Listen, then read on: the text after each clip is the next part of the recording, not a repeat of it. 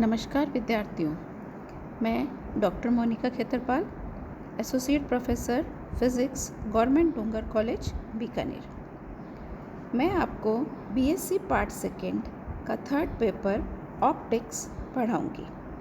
BSc part second में 3 papers हैं, जिसमें से थर्ड पेपर जो प्रकाशिकी का है उसके बारे में मैं आपको पूरी जानकारी दूंगी।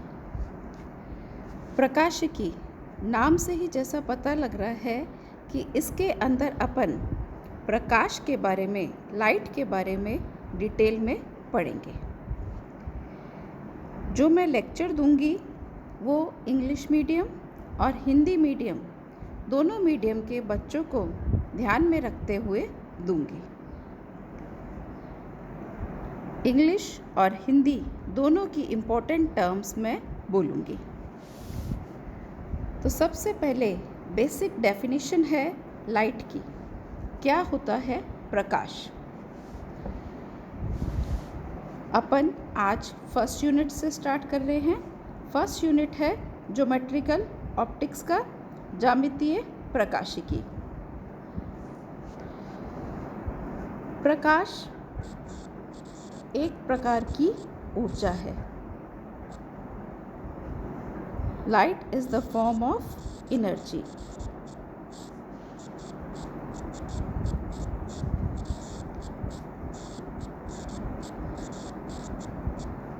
लाइट के कुछ इम्पोर्टेंट फिनोमिनास इंटरफेरेंस, व्यतिकरण, रिफ्लेक्शन, परावर्तन, रिफ्रैक्शन, अपवर्तन, इनके बारे में अपन पिछली क्लासेस में डिटेल में पढ़ चुके हैं। आज अपन अपने फर्स्ट यूनिट के अंदर जो हम नियम पढ़ेंगे वो है फर्मा का नियम, फर्मेट्स प्रिंसिपल।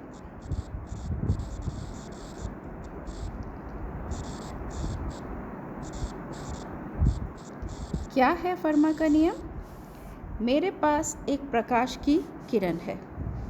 अब वो किरण एक बिंदु से दूसरी बिंदु तक ट्रैवल कर रही है, तो एक बिंदु से दूसरे बिंदु तक जाने में प्रकाश हमेशा उस पथ का चयन करेगा जहाँ लगा समय न्यूनतम है।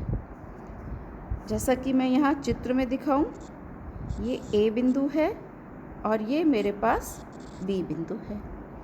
अब प्रकाश किरण को ए बिंदु से बी बिंदु तक गति करनी है। इसके लिए यह किरण ए से बी तक स्ट्रेट लाइन से जा सकती है। ये तो एक पथ है। अब दूसरा पथ जो प्रकाश किरण ले सकती है वो है कर्व्ड पाथ।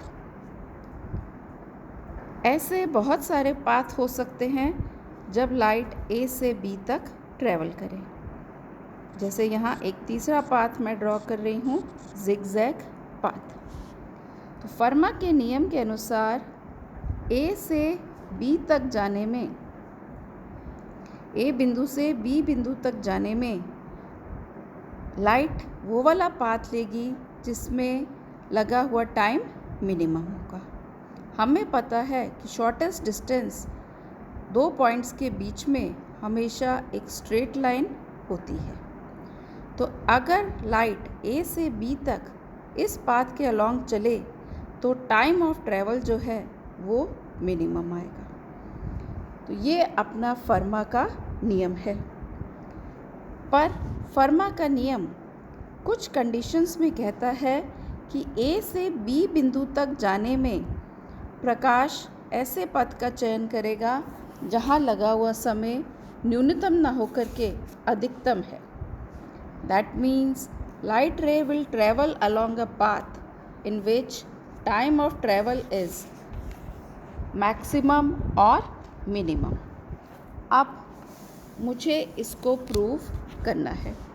तो ये प्रूव करने के लिए मैं मान रही हूँ एक मीडियम है जिसका कि अपवर्तनांक, रिफ्रैक्टिव इंडेक्स, मेरे पास इस माध्यम का अपवर्तनांक म्यू के बराबर है। ये मेरा रिफ्रैक्टिव इंडेक्स है। अब इस मीडियम के अंदर वेग है प्रकाश का v के बराबर, तो ये मेरे पास लाइट की वेलोसिटी एक मीडियम में मान ली। तो मैं टाइम लिखूं, a से b तक जाने में लगा हुआ जो समय, ये जो हमने दो पॉइंट्स बनाए हैं, a से b पॉइंट तक जाने में लगा हुआ समय, इसको हम लिख सकते हैं टाइम,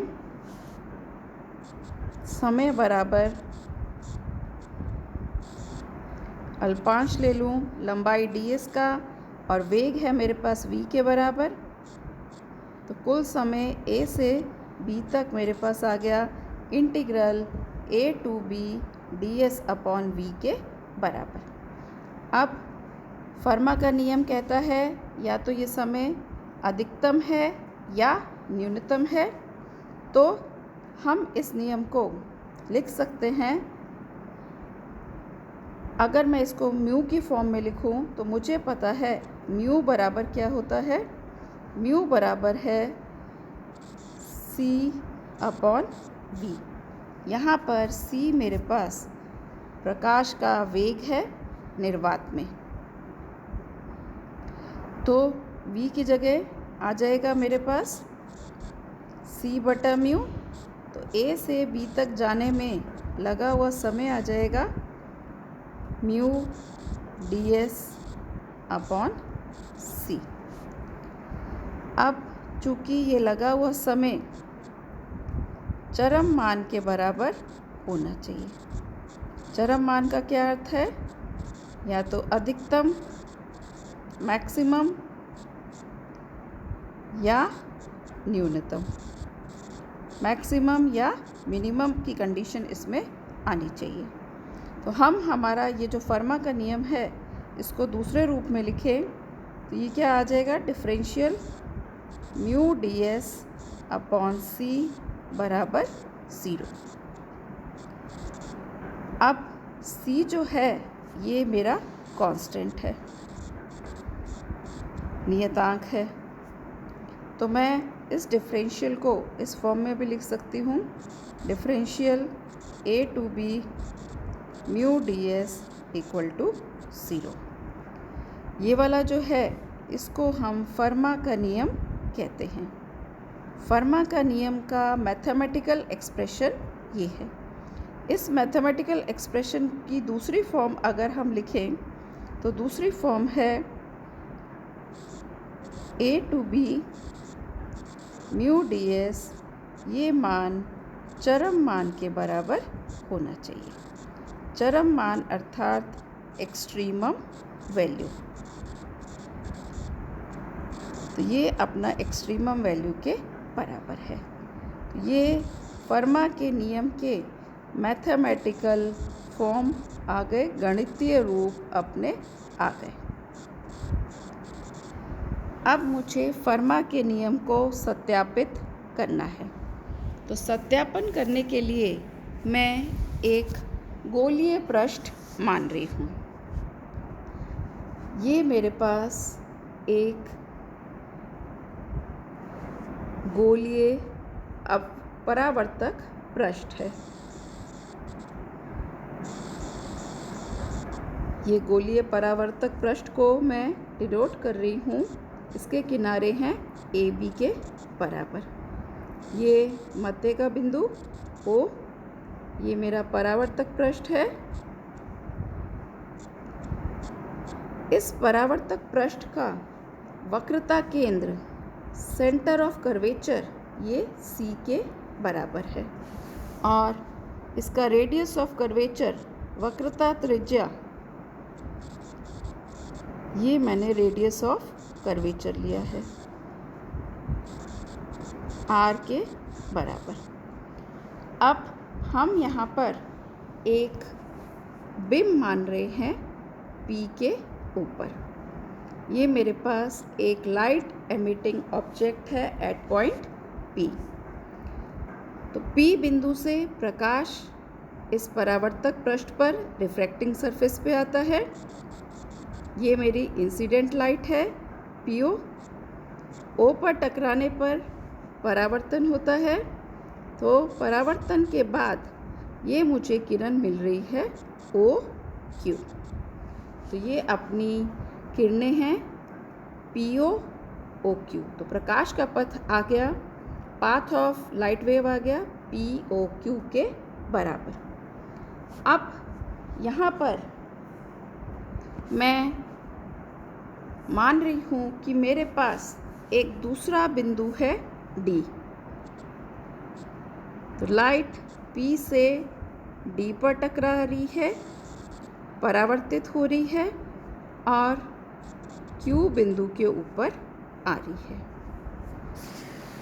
फर्मा के नियम को सत्यापन करने के लिए मैं इस D बिंदु से एक परपेंडिकुलर डाल रही हूँ व्यास AB के ऊपर। परपेंडिकुलर है मेरा DL के बराबर। अब जो दूरियां मैं मान रही हूँ सिद्ध करने के लिए, मेरे पास दूरी PD,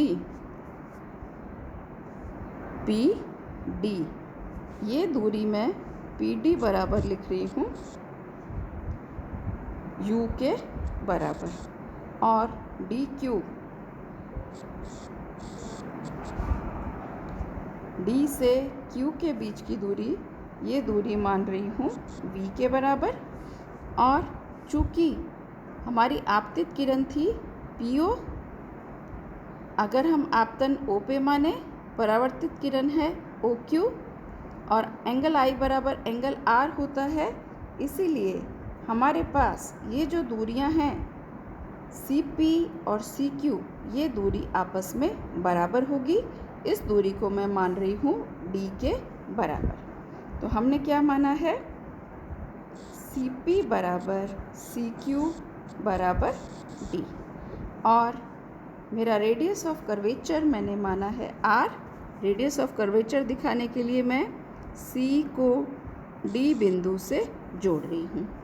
तो CD दूरी का मान आ गया मेरे पास R के बराबर। अब यहाँ पर ये जो मैंने बिंदु Q माना है और लंब खींचा था L बिंदु पर आ रहा है, ये दूरी QL, इस दूरी QL को मैं मान रही हूँ X, और दूरी LD, L और से D की दूरी, इसको मैं मान रही हूँ Y के बराबर। तो हमने लिया है QL बराबर X और LD बराबर Y। ये हमने अजम्पशंस इसके अंदर माने हैं। अब इसके अंदर मैं फर्मा का नियम सिद्ध करने के लिए एक त्रिभुज मान लूँ। त्रिभुज है मेरे पास CDL। इस त्रिभुज के अंदर हम लें पाइथागोरस थ्योरम से CD स्क्वायर का मान, त्रिभुज है CDL, CD स्क्वायर का मान आ जाएगा CL square plus LD square के बराबर। मान रख दें CD का मतलब कैपिटल R, हमने यही लिया है CD बराबर, और CL का मान रख दूँ C से L तक की दूरी, ये बिंदु C से L तक की दूरी, ये दूरी D है, और LQ कितना लिखा हुआ है X के बराबर। तो ये मान आ गया CL का D प्लस X का स्क्वायर, और LD का मान है Y स्क्वायर के बराबर। तो ये मैंने चित्र से पाइथागोरस थ्योरम लगा के कैपिटल R स्क्वायर, वक्रता त्रिज्या रेडियस ऑफ कर्वेचर का स्क्वायर का मान निकाला है। अब इस चित्र में एक दूसरा त्रिभुज मान रही हूँ। त्रिभुज मैं ले रही हूँ PLD। ये त्रिभुज लें, यहाँ भी पाइथागोरस थ्योरम लगाएं। ट्रायंगल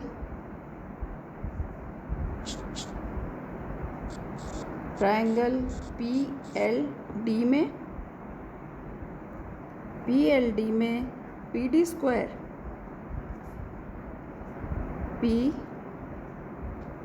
PD स्क्वायर, इसका मान कितना आ जाएगा PL square plus LD square के बराबर। तो पाइथागोरस थ्योरम से इसको मैं लिख दूँ पी डी स्क्वायर बराबर P L square plus L D square, इन सब के मान रख दूँ।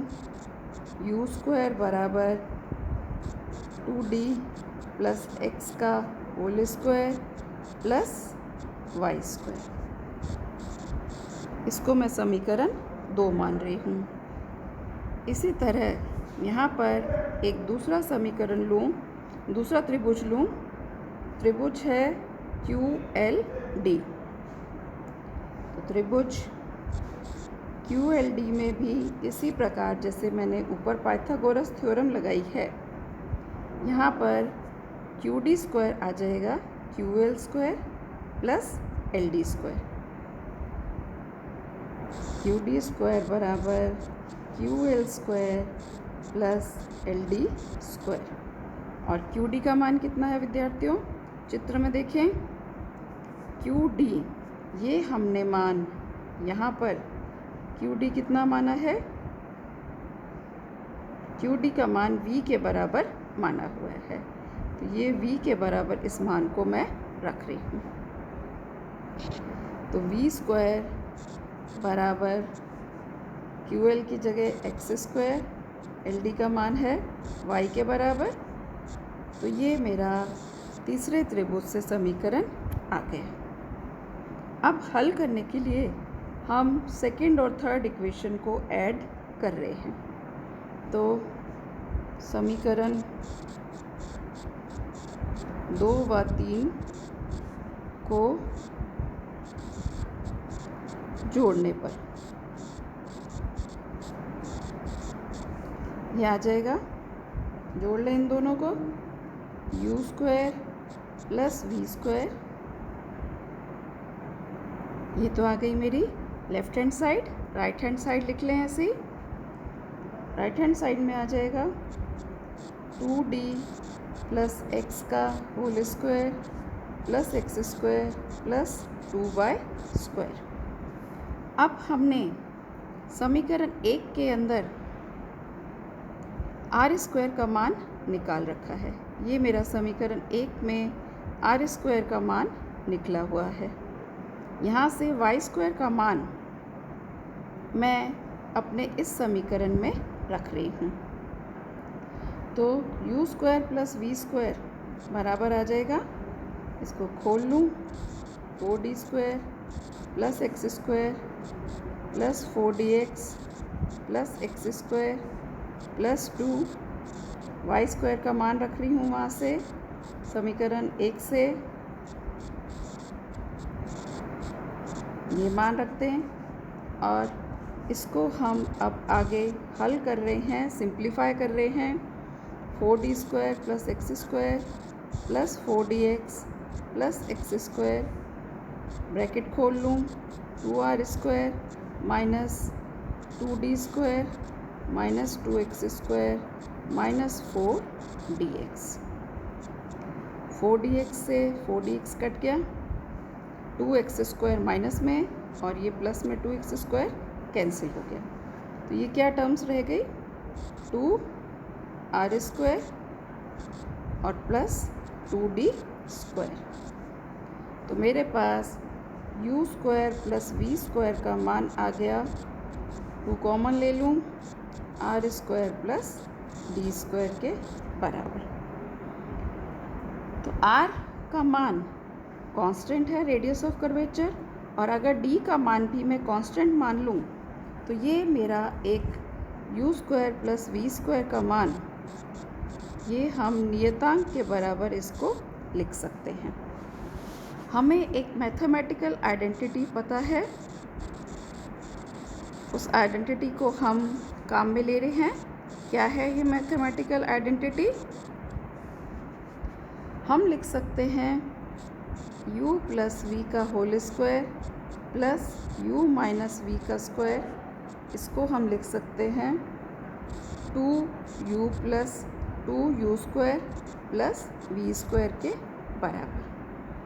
और u square plus v square का मान मैंने ऊपर निकाला है नियतांक, कांस्टेंट लिख लूँ इसको k के बराबर। तो ये मान आ गया मेरे पास 2k के बराबर।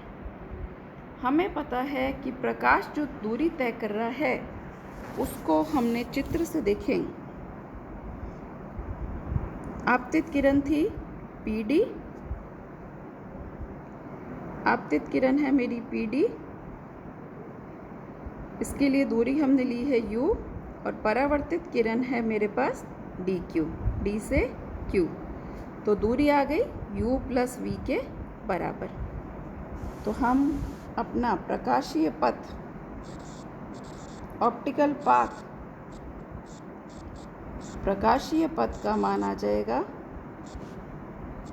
u प्लस v के बराबर। प्रकाशीय पथ को मैं अपने समीकरण से लिखूं तो इसको मैं क्या लिखूंगी, 2k, यहाँ से इस समीकरण से 2k minus u minus v का whole square raise to the power half. पर हमने प्रारंभ में ये कहा था कि प्रकाश P से O तक चलेगा और यहाँ से परावर्तित होके O से Q तक आएगा। तो प्रकाशीय पथ क्या होना चाहिए, PO से OQ, और ये दूरियाँ बराबर हैं, अर्थात U बराबर V होने की कंडीशन में। तो जब प्रकाशीय पथ POQ में U बराबर V है तो जो D बिंदु है यह O बिंदु पर होना चाहिए।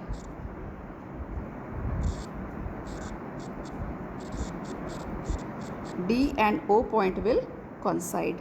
तो इस कंडीशन में U माइनस V, इसका मान क्या हो जाएगा, 0, क्योंकि U बराबर V है। तो कंडीशन क्या आ गई, ये 0 रख दूँ तो प्रकाशीय पथ कितना आ गया, प्रकाशीय पथ का मान आ गया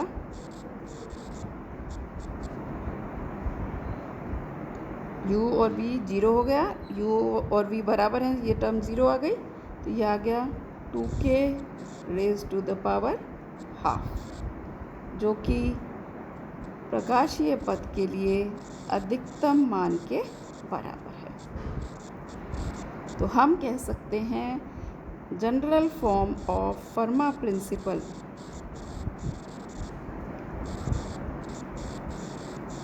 फर्मा के सिद्धांत का व्यापक रूप अगर हम कहें तो फर्मा का सिद्धांत कहता है light will travel from one point two another point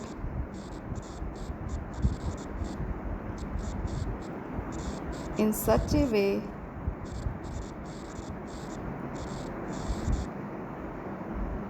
that time of travel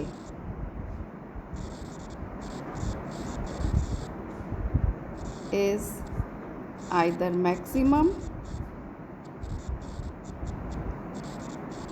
or minimum, that is it has extremum value। इसी चीज़ को मैं हिंदी में कहूँ तो प्रकाश एक बिंदु से दूसरे बिंदु तक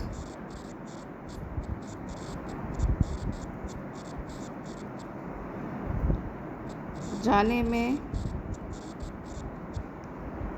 उस पथ का चयन करेगा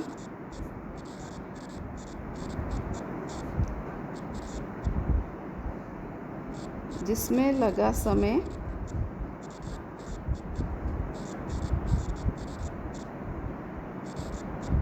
या तो न्यूनतम है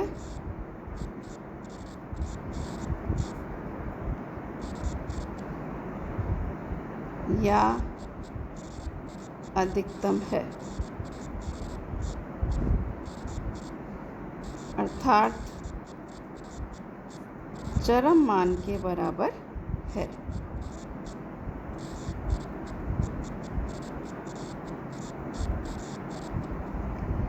तो आज अपने लेक्चर के अंदर अपन ने एक बहुत ही इम्पोर्टेंट फिज़िक्स का लाइट वेव का टॉपिक पढ़ा, जिसको कि हम फर्मा का सिद्धांत कहते हैं।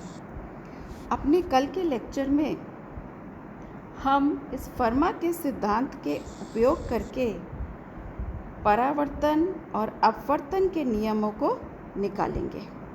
तो ये फिज़िक्स का एक बहुत ही इम्पोर्टेंट प्रिंसिपल है, जिसके बेसिस पे हम ऑप्टिक्स के बहुत सारे लॉस निकाल सकते हैं। Thank you students for watching.